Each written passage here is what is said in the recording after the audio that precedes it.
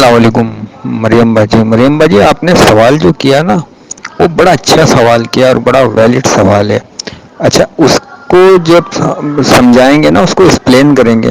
Explain کرنے کے لیے ہمیں دو واقعات اٹھانے ہیں قرآن سے، ایک آدم اور ابلیس کا اور ایک خضر اور موسیٰ کا.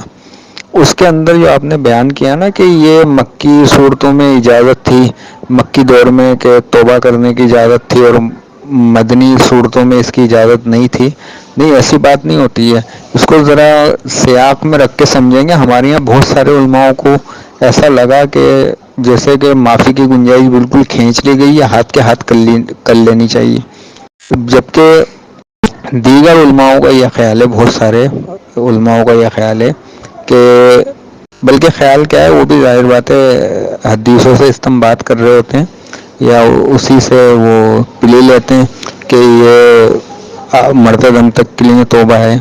اور اچھا، ہمارے یہاں جو روایتیں بیان کی جاتی ہیں کہ حضرت ابو طالب کو بھی آپ نے کہا کان میں کہ آپ کلمہ پڑھ لیں. خیر اس حدیث کا تو مجھے نہیں پتا کہ کتنی صحیح ہے، مگر بیان کی جاتی ہے. اور فرعون کے بارے میں بھی یہی آیا کہ اس کو مرتے وقت جب توبہ کا بولا تو اب کہا کہ اب تیری جان پوری ہو گئی، اب تو نے جو ہے نا توبہ کا کوئی فائدہ نہیں ہے، اب ہم نے فیصلہ سنا دیا. تو جب فیصلہ سنا دیا جاتا ہے اس کے معاملات کچھ اور ہوتے ہیں، اور جب فیصلہ نہیں سنایا جاتا اس کے معاملات کچھ اور ہوتے ہیں.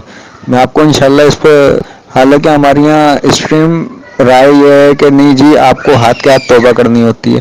نہیں، انسان کمزور بھی واقع ہوا ہے. قرآن نے یہ بھی بتایا کہ کمزور ہوتا ہے. اور آدم کے قصے سے بتا دیے کہ کمزوری کا عالم یہ تھا کہ آدم بھی شریر ممنوعہ کے پاس پہنچ گئے، اس طرح کے کمزور واقع ہوئے تھے. پھر اللہ تعالیٰ سے انہوں نے کچھ کلمات سیکھے، اور وہ کلمات قرآن میں شاید نقل تو نہیں ہوئے مگر پھر معافی کر دی گئی. تو ہمیشہ اللہ سے اچھی امید رکھنی چاہیے. جب بھی خطا ہو، اگر آپ کو اس وقت احساس نہیں ہو رہا، جیسے احساس ہوتا ہے آپ اس سے ہٹ جائیں.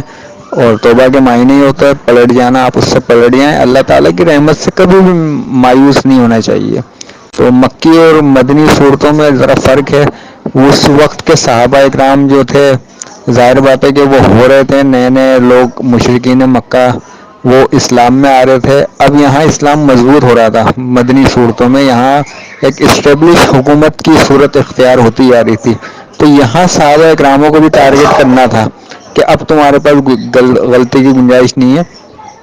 بلکہ 3 صحاباؤں کی تو توبہ بھی کھینچ لی گئی ہے کہ وہ سستی کر گئے جہاد کے اندر.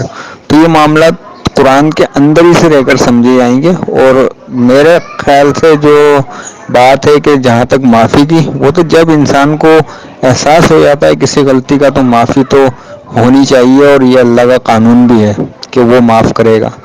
اور پتہ نہیں کس کو کس درجے میں نکالے گا یہ ہم نہیں جانتے.